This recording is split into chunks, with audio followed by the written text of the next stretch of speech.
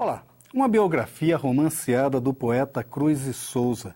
O desafio foi enfrentado pela escritora Margarida Patriota, nossa entrevistada de hoje.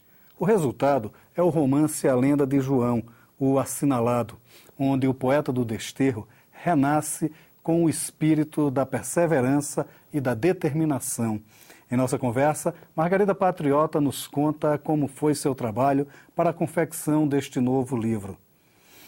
Na Dica de Leituras, a nova prosa portuguesa. A gente analisa os romances No Meu Peito Não Cabem Pássaros, de Nuno Camarneiro, e Por Este Mundo Acima, de Patrícia Reis. Agora a nossa conversa é com Margarida Patriota. Margarida, bom, vamos falar da Lenda de João, o Assinalado, né? Que é uma biografia romanceada do poeta Cruz e Souza, né? Quer dizer, por que a ideia de trabalhar Cruz e Souza? Escritor tão emblemático, né? Quer dizer, como é que surge a ideia de trabalhar com ele? Surgiu da confluência assim, de vários fatores. Por um lado, eu era encarregada de uma disciplina denominada o simbolismo brasileiro, na época em que eu lecionei na Universidade de Brasília. Então, eu estava enfronhada assim, no movimento e na poesia, né, do poeta. Por outro lado, eu sentia como que uma dívida em relação a ele, porque eu quase que o escamoteava, em parte, sobretudo em textos de prosa, ou toda a evolução, porque havia uma resistência, de certo modo, dos alunos. Não é? O modernismo, com tudo que trouxe, né, de muito positivo, de enriquecimento para a nossa literatura, de certa maneira colocou também de escanteio, né, vários autores do século XIX, pelo fato deles seguirem um ideário poético, né, uma concepção de poesia muito diferente, né, que hoje em dia empolga, digamos assim, o leitor ou o seduz, né, que é a poesia assim, de mangas curtas, de espida. Naquela época, a poesia usava fraque, fosse parnasiana, fosse simbolismo. Né? Era uma poesia prolixa, concebida de outra maneira. Então, há um afastamento. E, ao mesmo tempo, eu reli essa poesia. É uma poesia, ele atinge, né, momentos assim, de alto calibre, uma poesia de alta qualidade, sobretudo uma pessoa, né, uma figura de poeta, de posição absolutamente singular na nossa literatura, né? Pelo fato de ser negro, e negro numa época em que a escravidão ainda vigora. Ele tem 26 anos quando a Lei Áurea é assinada, no 13 de maio, em 88. Ele nasce em 61.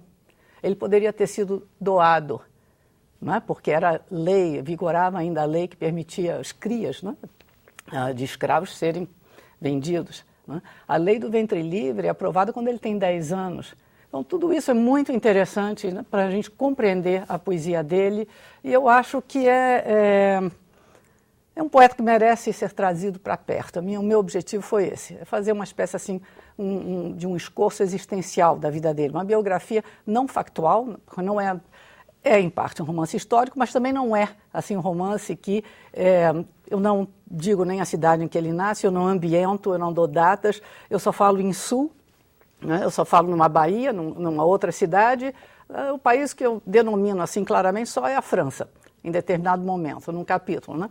Então, eu usei a própria técnica simbolista para dar uma ideia assim, de um itinerário moral, né? De uma, quase que de um itinerário espiritual, né? Agora, você faz uma coisa que eu achei curioso no livro, que é o seguinte: você se permite criar diálogos, criar situações com dos personagens que a gente vê claramente que é ficção, né? Quer dizer, a história está contada, a história é a que verdadeiramente aconteceu, até onde a gente sabe, porque também a vida dele é muito tumultuada, né? Há poucos registros, né? Então você deixou com que a ficção também falasse muito fortemente no romance, né? Quer dizer, como é que você mediou esse diálogo entre ficção e realidade? Justamente não dando, digamos, nome aos bois.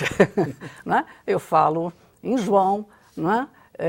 Em nenhum momento, né, eu digo, né, que ele nasceu na cidade de Nossa Senhora de Desterro, em nenhum momento eu dou o nome inteiro dos personagens, eu chamo a mulher dele de Núbia, quando o nome dela era Gavita Rosa Gonçalves, né? Eu falo num Nestor, mas nunca digo que é Nestor Vitor.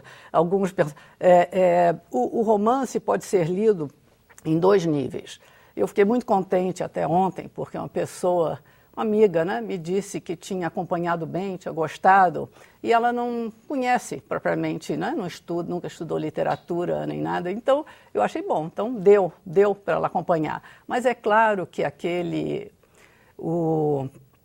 que conhece bem a literatura brasileira, né, que gosta, que acompanha, pode lê-lo como um romance à chave, né, um roman à clé, como dizem em francês, porque tudo significa que tem, né, evoca algo que, de fato, tem uma base real, mas eu crio personagens, né, a figura de um mago na história, que é uma invenção minha, né, para simplesmente permitir situações de diálogo. Da mesma maneira que, em vez de dizer, ele foi, em determinado momento da vida dele, influenciado, né, ele recebe das mãos do Gama Rosa, governador da província, que, enfim, tinha um dos precursores da sociologia brasileira, que o tinha, assim, por amigo. Dizem até, isso também não é provado 100%, que ele o teria nomeado promotor de Laguna, né? Eu não exploro isso no livro, e que ele simplesmente foi impedido, né, de assumir posse pelos oligarcas da região, né, pelo fato de ser negro.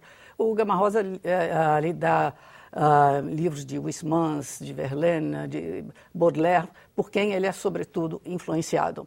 Então, em vez de falar isso, porque isso já está muito bem dito pelos biógrafos, pelo Andrade Muricy, pelo Raimundo Magalhães Júnior, então eu faço, né, o Baudelaire baixar e ter uma conversa com ele, contar, né?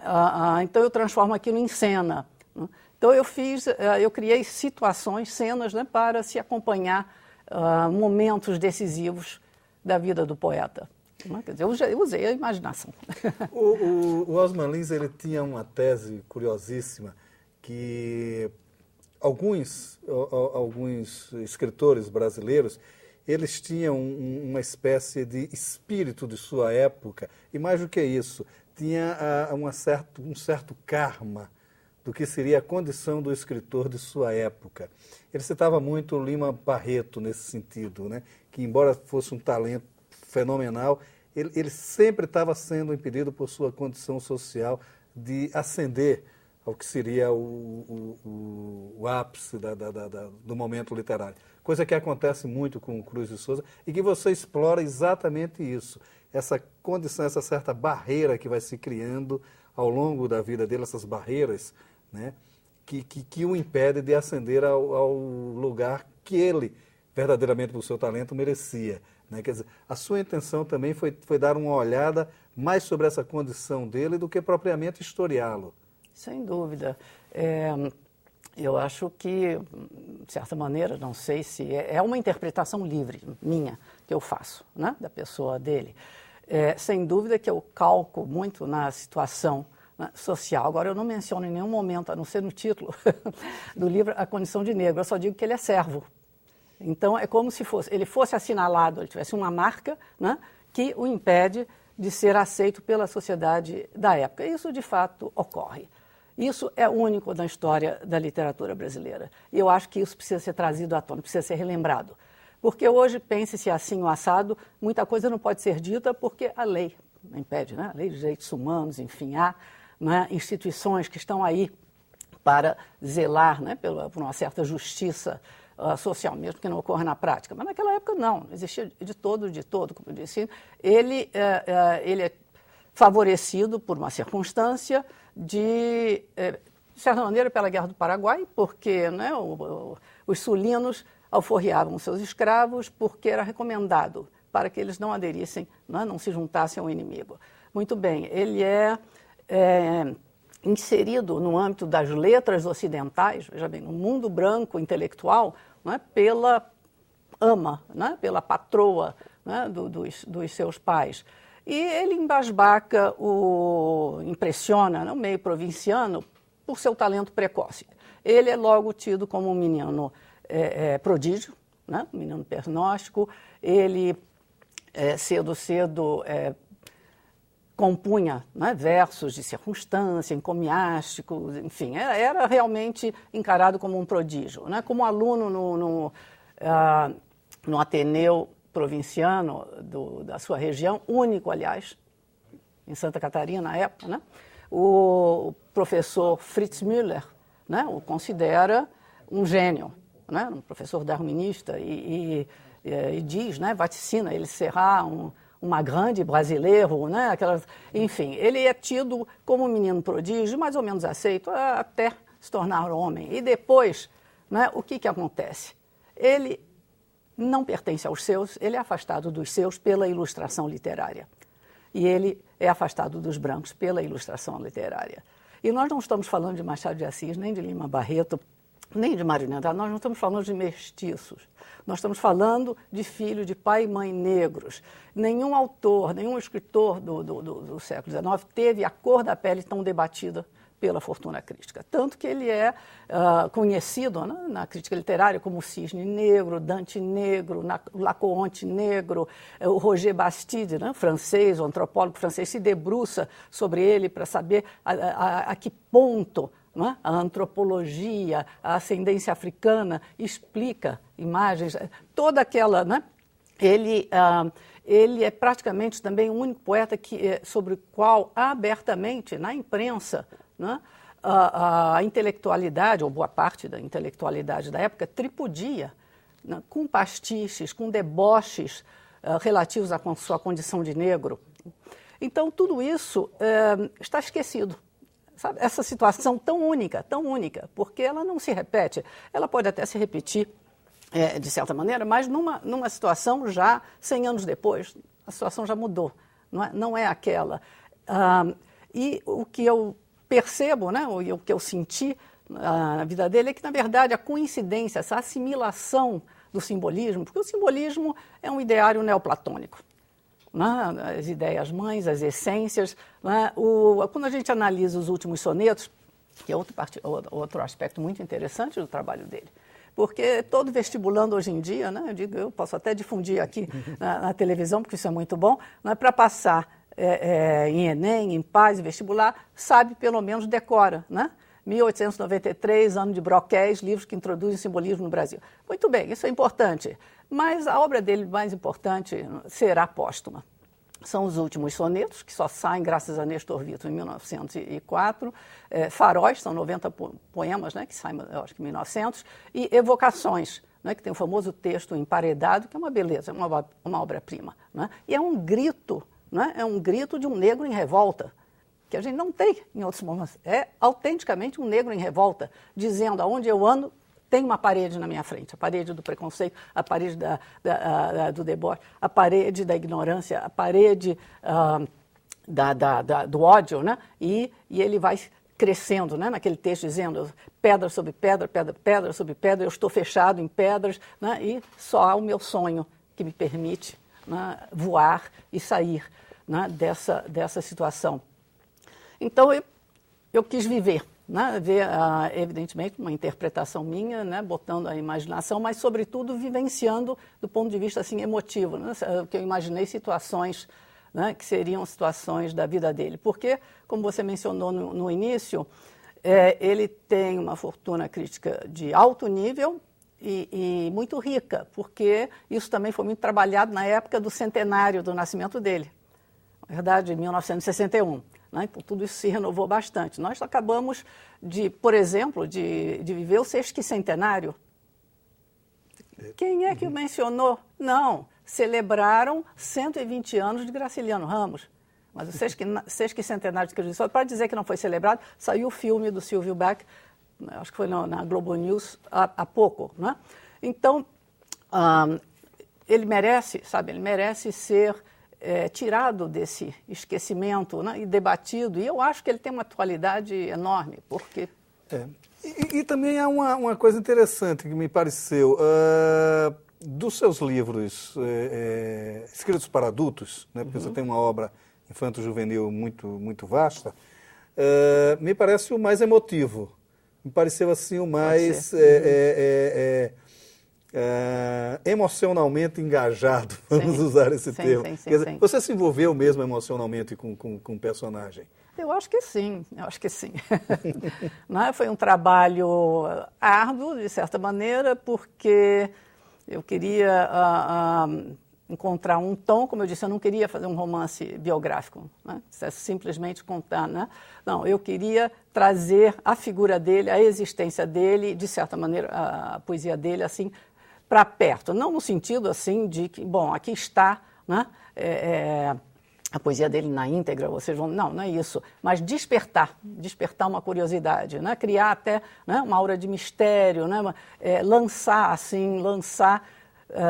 provocações para, né, justamente despertar no leitor assim, um interesse, né, uma curiosidade. Porque, como eu disse, já se escreveu muito sobre ele, mas quase todos os que escrevem sobre ele dizem viveu 36 anos apenas, mas pouco se sabe do dia a dia da vida dele. Então, isso é um prato cheio para um romancista, porque você pode preencher as lacunas, pode imaginar. Quer dizer, eu tentei imaginar como era o convívio, né, com a mãe e com a patroa que dava aulas. Como é que era? Uma praticamente não tem, analfabeta, né? Não tem instrução nenhuma. E ele fala difícil, desde cedo fala difícil, né?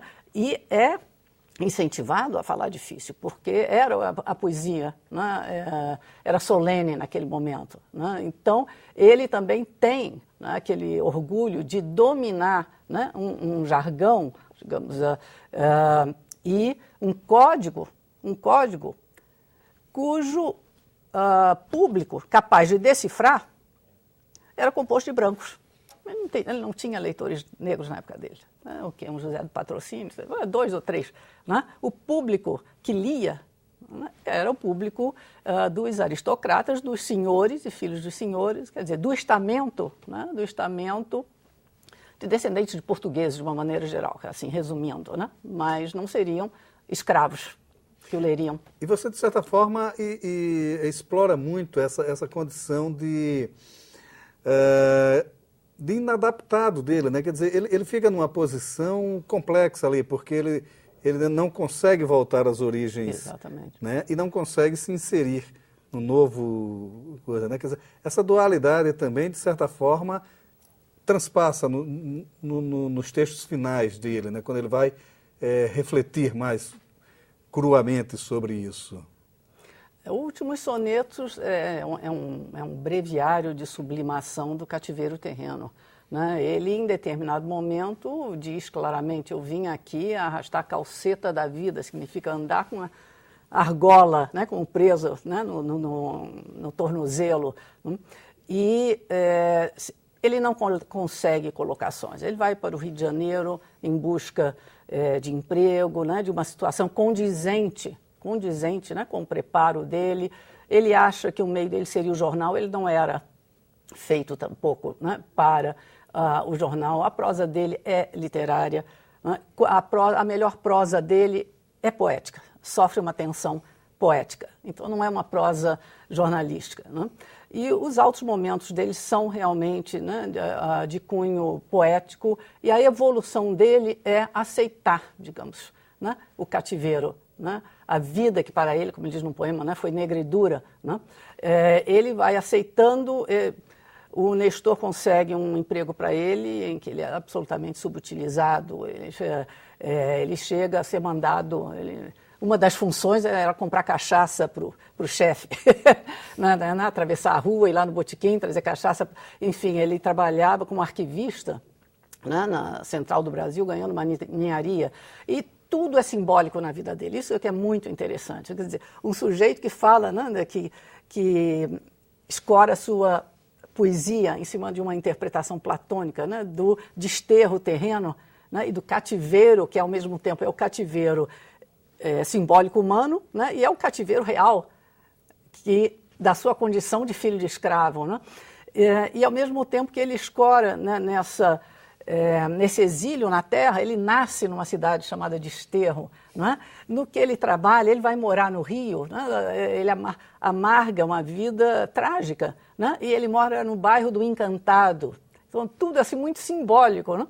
A mulher dele enlouquece e ele a mantém em casa e durante 6 meses ela não faz nada a não ser rezar rezas bárbaras, né? Uma litania, não reconhece os filhos, não reconhece. Foi uma experiência assim muito dura, porque envolvia, né, para um intelectual como ele, né, uma impossibilidade de... A única pessoa com que ele tinha diálogo, ele era apreciado, ele era admirado por uma confraria de poetas, os novos, os chamados os novos, né, que tinham em estima e, sobretudo, tinham admiração intelectual por ele. Quanto a isso, não há dúvida. Isso ele conseguiu fazer já cedo na vida. Mas ele era muito odiado, né, pelo fato de ser um negro que se acha, um negro que ousava propor moldes novos, né, um negro que tinha versos bombásticos, né, que provocava. Então, isso tudo foi muito duro e ele realmente perdeu, digamos, a parada. Perdeu e morreu. Ficou tuberculoso, né, e só publicou 2 livros em vida, Broquéis e Missal, né? Missal não foi bem recebido. Tanto Andrade Muricy, que diz, né, claramente que ele trouxe uma mudança climática na história da poesia brasileira. O Tasso da Silveira também, né, que diz que ele renova, né, a dicção, a poética brasileira, né, a musicalidade da nossa poesia. Pois bem, eles o dizem, mas com uma distância de 30, 40 anos, já na época... Mais tarde, quer dizer, aí é que ele vai ser realmente, né, descoberto e realmente apreciado, né?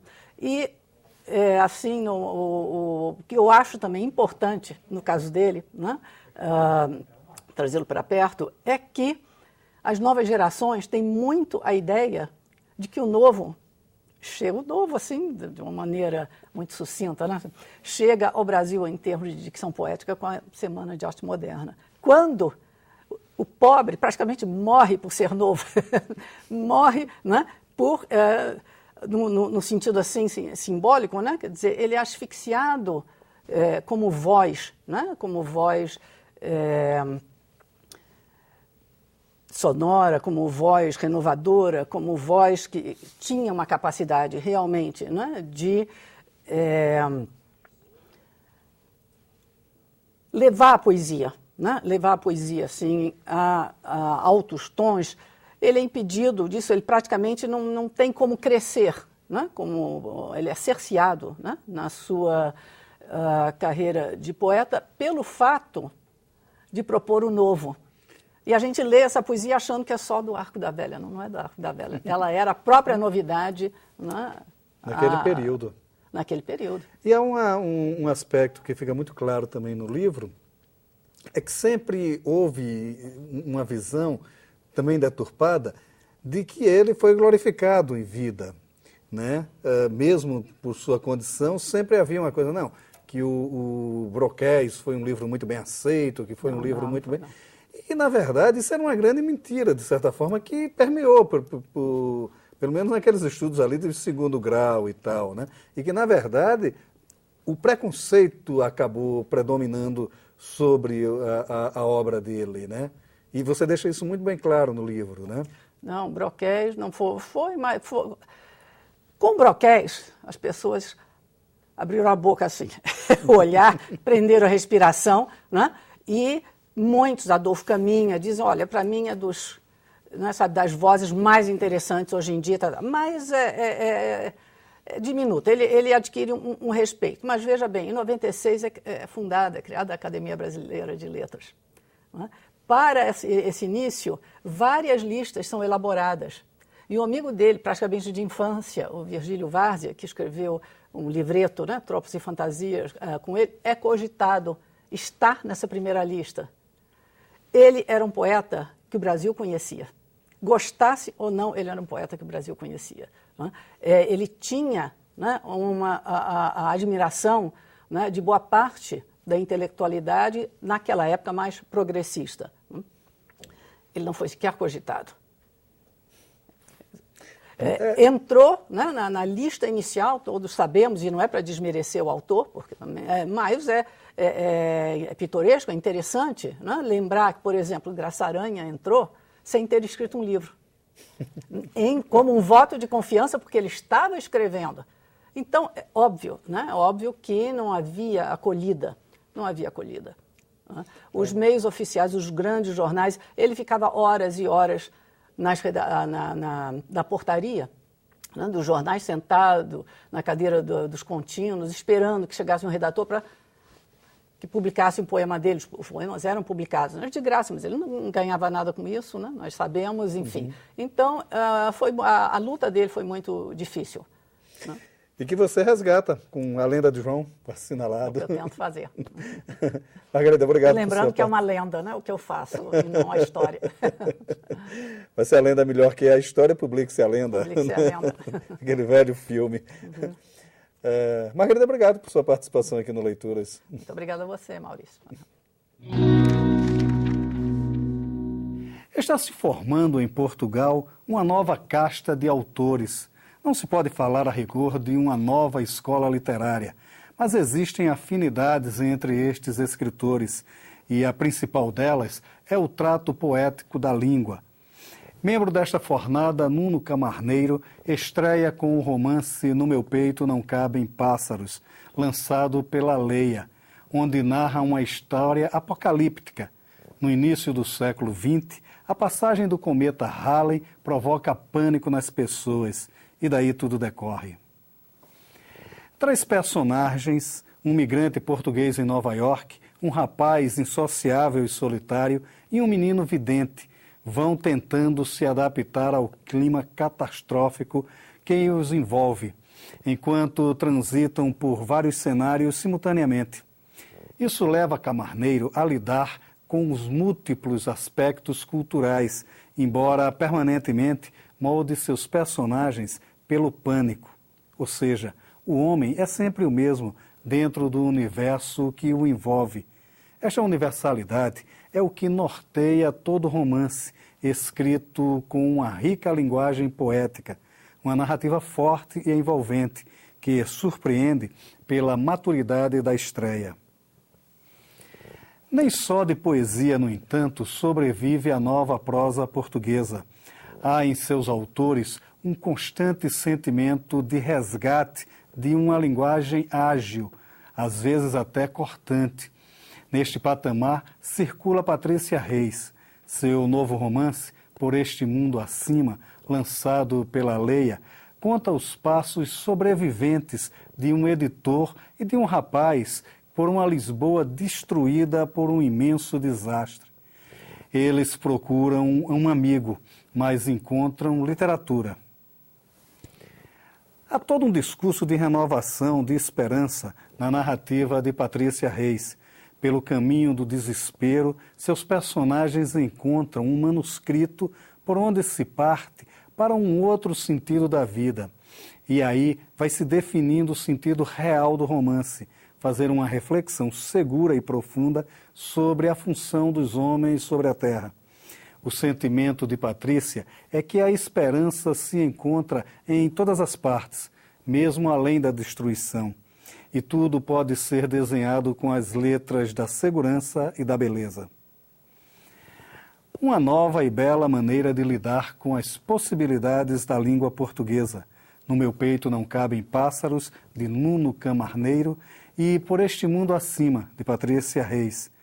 O Leituras de hoje fica por aqui. Você também pode ficar na companhia de bons autores e bons livros. Até nosso próximo encontro.